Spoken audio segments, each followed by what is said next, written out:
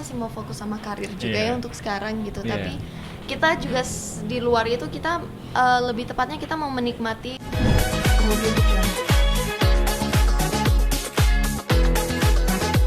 pastinya sih prosesnya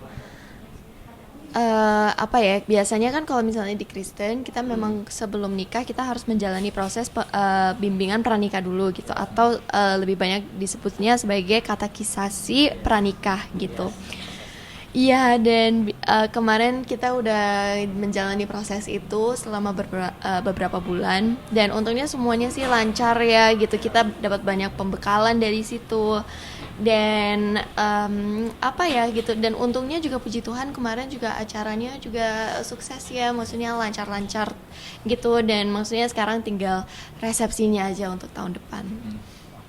Nah Kak, awal kenalan sama Kak Yuke nih, atau awal perkenalan kalian berdua ini seperti apa sih Kak? Sampai nggak pernah ngepost di media dan benar-benar loh netizen tuh pada kaget semua loh. Sebenarnya kalau awal-awal perkenalan tuh impressionnya udah jelek. Iya. Jadi bisa dibilang dari awal udah bad impression ya, gitu. Bukan bad impression yang kayak gimana sih, cuma kayak lebih ke kayak orang tuh nggak bakal ngira. Biasanya kan kalau misalnya orang pacaran terus sampai nikah gitu, dan maksudnya dalam waktu yang dekat, biasanya orang mikir oh ini kayak love at first sight gitu-gitu. Tapi ini enggak gitu. Jadi kita ketemu waktu itu untuk syuting bareng film. Dan ternyata sebelum itu kita tuh udah banyak project bareng, tapi kita nggak pernah ketemu. Iya, hampir. Iya, hampir ketemu tapi nggak pernah gitu. Selalu hit and miss gitu. Dan akhirnya kita ketemu lagi di satu project ini, beneran ketemu, beneran sampai kita ada berpinjangan dan segala macam. Dan pas awal-awal ketemu, memang aku tuh yang kayak, ini orang kayaknya sok cool gitu ya, maksudnya dia menyendiri dan dia selalu pakai earphone gitu. Jadi aku yang kayak, ini sok cool banget sih orang ini gitu, kayak siapa sih gitu maksudnya. Tapi bukan yang kayak wah ini orang sombong atau playboy atau enggak, cuma lebih ke dia menyendiri aja. Jadi kesannya tuh kayak sok cool kan kalau di mata cewek. Itu first impressionnya dari Kak. Kalau dari Kak Yuken sendiri seperti apa? Kalau dari aku sih nggak terlalu mentingin orang lain mau kayak gimana ya. Jadi kayak ya udah, asal dia nggak berbuat yang buruk, buat aku dia baik aja. Nah, karena kalau ngomongin first impression, aku ngeliat dia sebagai wanita yang cantik. Dan waktu mulai ngomong tuh aku lihat apa ya, ada persamaan frekuensi lah sama aku. Kayak apa yang diomongin bisa sama, terus apa yang aku omongin juga nangkep ke dia juga. Terus dan aku lihat dari gimana cara dia memperlakukan orang lain dan juga hewan-hewan. Ya, pokoknya kalau first impression aku ke dia bagus, cuma first impression dia ke aku enggak. Tapi itu sebelum kita ngobrol ya, pas aku ngira dia so cool gitu, itu sebelum kita ngobrol. Jadi akhirnya hari pertama syuting kita mulai ngobrol langsung, terus ternyata nyambung gitu. Terus baru aku yang kayak, oh ya emang dia pendiam aja anaknya gitu. Emang proses kedekatan itu berapa lama sih dari kalian berdua nih sampai akhirnya memutuskan untuk benar-benar diberkati? Kalau setahun lebih sih kalau sampai itu. Kalau sampai diberkati. Sekitar 8 bulan kan. Kok maksud kamu setahun 8 bulan? Maksudnya dari pacaran. Dari awal pacaran. Iya. Oh, iya itu kalau itu iya setahun lebih ya. Setahun 4 bulanan lah dari awal dekatnya. Gitu dari awal deket gitu. Tapi kalau misalnya untuk benar-benar memikirkan untuk mau ke fase yang lebih serius lagi, dan sudah mulai ngomongin sama orang tua, sudah mulai ngomongin sama orang-orang gerejanya, sama pastornya, itu udah ada mungkin 8 bulanan ya. 8 bulan. Iya, jadi lumayan lama, makanya kan kita udah bimbingan dan segala macem gitu. Cuma makanya kalau proposalnya sendiri itu emang nggak terlalu lama dari pas pemberkatan gitu. Makanya aku kaget, kita memang udah bimbingan gitu, cuma aku nggak expect kalau misalnya kita bakal, iya maksudnya sebelum bulan Agustus gitu. gitu. Aku masih mikir kayak ini paling Agustus dia baru propose gini-gini, ternyata enggak. Oke, nah sebelum masuk ke proposal itu kan artinya ada keluarga besar juga di dalamnya. Gimana tuh penerimaan kedua keluarga besar ini kan? Menyatukan banyak kepala dan akhirnya oke, gas nih, seperti apa tuh Pak? Dari kacamata aku sih untungnya kedua belah pihak keluarga nggak ada yang ribet. Jadi kayak malah pertama kali aku kenalin keluarga aku ke keluarganya Casey, mereka malah jadi kayak bestie ya. Iya. Malah jadi banyak ngobrol, terutama Saling mamanya. komen, udah saling follow, Iya. saling tuker nomor gitu. Dan maksudnya untungnya juga biasanya kan keluarga cewek yang bakal lebih kayak gimana gitu, apalagi kan aku sama Ryuken kan kita cuma beda setahun doang gitu. Dan biasanya kan kalau kayak gitu keluarga cewek yang bakal lebih berhati-hati, lebih menasehati gitu. Tapi ini untungnya keluarga aku meskipun begitu mereka tetap memikirkan, ya maksudnya kita sama-sama masih muda gitu, tapi mereka tuh bilang ya apa ya gitu, kayak nggak apa-apa kalau misalnya kamu sudah yakin, kalian berdua sudah yakin, dan kalian berdua memang merasakan kayak semacam damai gitu ya satu sama lain gitu, kenapa enggak gitu, kenapa enggak minta diberkati sama Tuhan gitu ya kan. Oke, nah Kak, adakah alasan-alasan tertentu yang mungkin karena jarang post dan betul-betul buat netizen kaget nih, itu kenapa suka dalam masa pacaran memang jarang ngepost masa-masa pacaran atau seperti apa kan? Kalau dari akunya sih emang karena aku orangnya lebih tertutup. Jadi hal-hal pribadi aku tuh jarang untuk aku sebarkan gitu. Kayak belum terbiasa aja. Kalau ada kesan mungkin seperti apa? Kalau dari aku sendiri memang ya seperti banyak orang yang tahu, dulu aku sangat-sangat publik ya dengan dengan cerita asmara aku ya gitu. Cuma kayak dari situ makanya kayaknya kayak udah capek aja gitu. Maksudnya aku pengen yang lebih intimate gitu, aku pengen yang lebih private gitu. Dan maksudnya aku rasa nggak semua orang harus tahu kok perjalanan asmara kita. Kalau misalnya kita tuh dari proposal terus prosesnya sampai kita nikah dan segala macam, maksudnya supaya jadi lebih berkesan juga untuk kita berdua ya gitu perjalanannya, supaya cuma kita aja yang tahu sama orang-orang terdekat gitu, dan nanti orang-orang tinggal tahu pas semuanya sudah dilaksanakan, semuanya sudah lancar gitu. Nah, untuk nanti resepsi ini kan di tahun depan nih Kak, memilihnya juga di luar negeri, mungkin ada alasan sendiri atau seperti apa?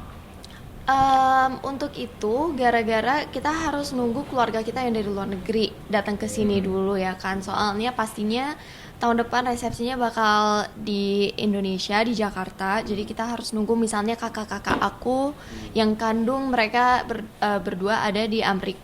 Yang satu sudah berkeluarga, sudah punya 3 anak, yang satu lagi juga dia kerjanya di rumah sakit gitu. Jadi pastinya kan susah untuk cari waktunya mereka gitu. Jadi makanya kita mau ngasih mereka waktu, ngasih juga waktu untuk papa aku, untuk mereka semua bisa hadir tahun depan. Dan dia juga ada banyak keluarga yang di luar negeri juga gitu, misalnya sepupu dekat dan segala macam gitu. Jadi kita mau kasih waktu untuk semuanya supaya mereka bisa mencari waktu yang pas untuk hadir di resepsinya.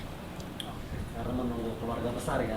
Iya. Itu alasan resepsinya di tahun depan. Nah, Iya. kalau pemberkatan di luar negeri benar ya Kak ya? Kemarin di Jakarta. Di Jakarta juga. kemarin. Iya. Oh, jadi untuk pemberkatan sendiri dan nanti resepsi ini semuanya di Indonesia ya Kak ya? Iya. Iya. Ada yang di luar negeri. Nah Kak, untuk rencana resepsinya sendiri ini, kalian berdua mungkin diskusinya konsepnya akan seperti apa nih? Baru kemarin ya kita ngomongin, Iya. baru kemarin kita ngomongin kita pengennya sih kayak garden party gitu ya konsepnya gitu, rencananya bakal mengarah ke situ, misalnya yang garden yang outdoor pastinya, soalnya kita sama-sama suka yang outdoor aja ya gitu, lebih suka sama alam gitu. Jadi pastinya bakal banyak tanaman, bakal outdoor gitu, jadi lebih terbuka juga space-nya, jadi lebih enak kalau misalnya tamu-tamu mau kemana kita juga lebih enak juga, nggak sempit, nggak merasa sesek lah ya. Kalau dibilang direncanain banget sih sebenarnya enggak juga, karena emang beda dari rencana awalnya. Awalnya kan emang mau cari waktu yang lain, bukan yang itu. Nah kebetulan waktu itu kakaknya Casey lagi mau ke kemana waktu itu Sayang? Ke China. Mau ke China, dia harus transit di Singapura kan. Terus akhirnya mau sekalian ketemu. Nah, sekalian itu kan momen yang dia sama kakaknya udah lama nggak ketemu. Terus kebetulan juga lagi di luar negeri. Terus ada tempat yang bagus. Aku jadi sekalian propose dia biar jadi sebuah kenangan yang berharga karena ada di balik itu semua ada keluarga juga yang Menyaksikan langsung. iya. Jadi itu tuh ceritanya kejutan yang dikasih ke Ken ke Kak Cassandra nih, seperti itu. Iya. Oke. Nah Kak, mungkin untuk kenapa menunda resepsi tadi udah dijelasin, mungkin untuk tanggal dan bulan tepatnya nih di tahun depan nih, mungkin udah ada bayangan kah atau udah ada tanggal dan bulannya di tepatnya di tanggal berapa dan bulan berapa?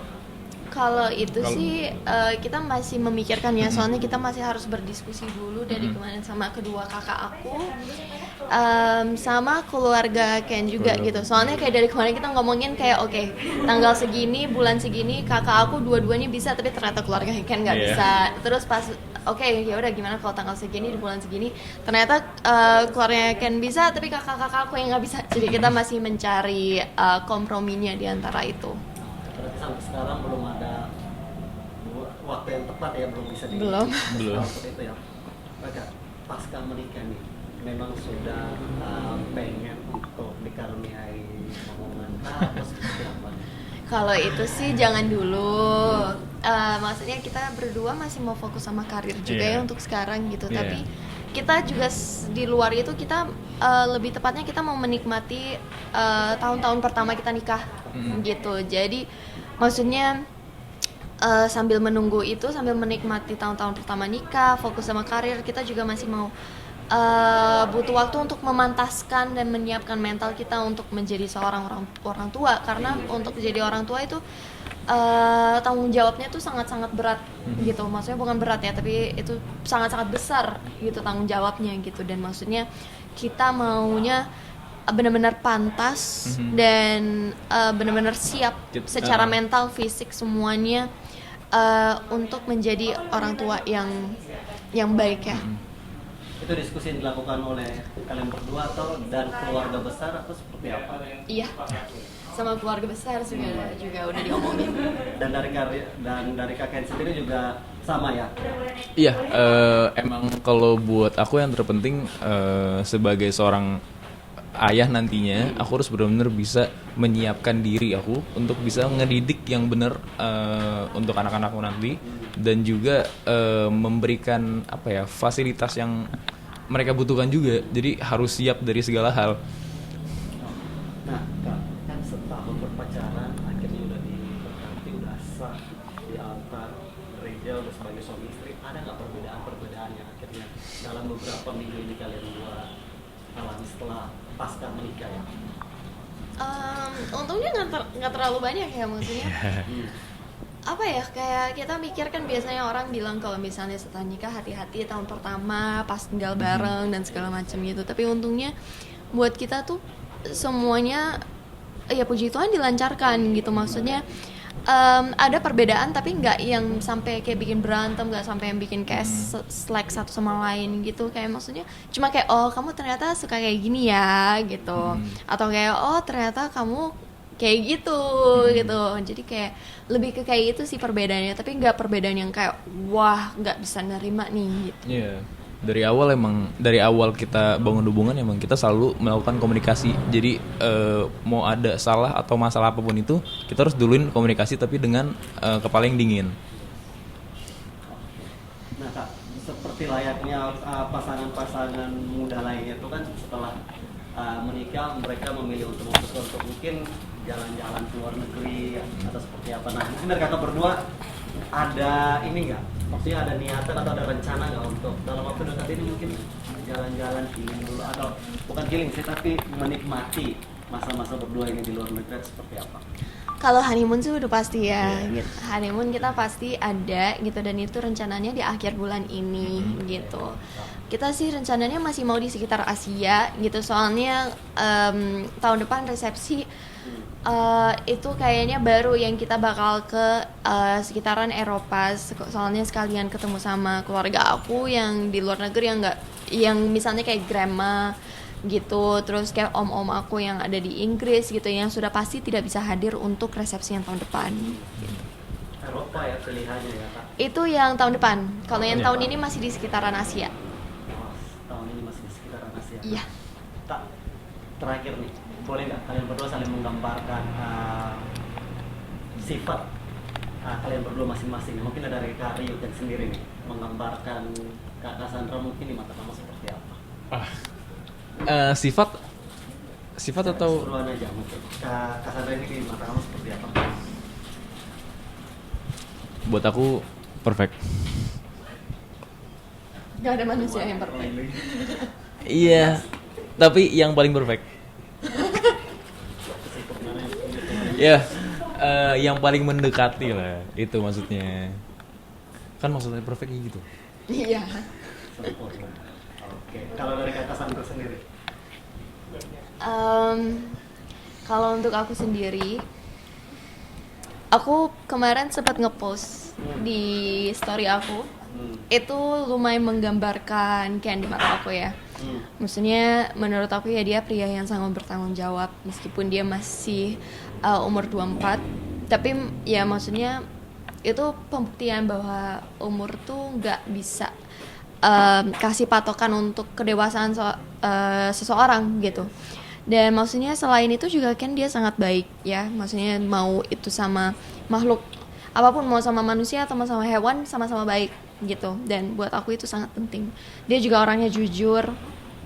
Dia juga apa ya, kalau misalnya dia ada salah, dia tuh berani untuk mengakui kesalahannya tanpa apa ya, tanpa kayak membuat kita merasa bersalah atas kasih tahu dia salah dia apa gitu. Dia juga pastinya ganteng banget. Dan apa ya, itu sih pokoknya kayak maksudnya dia tuh banyak banget kelebihannya. Dan menurut aku yang paling penting, kelebihannya tuh harus lebih banyak daripada kekurangannya gitu. Dan menurut aku itu yang paling penting yang aku lihat di seorang pasangan. Kemudian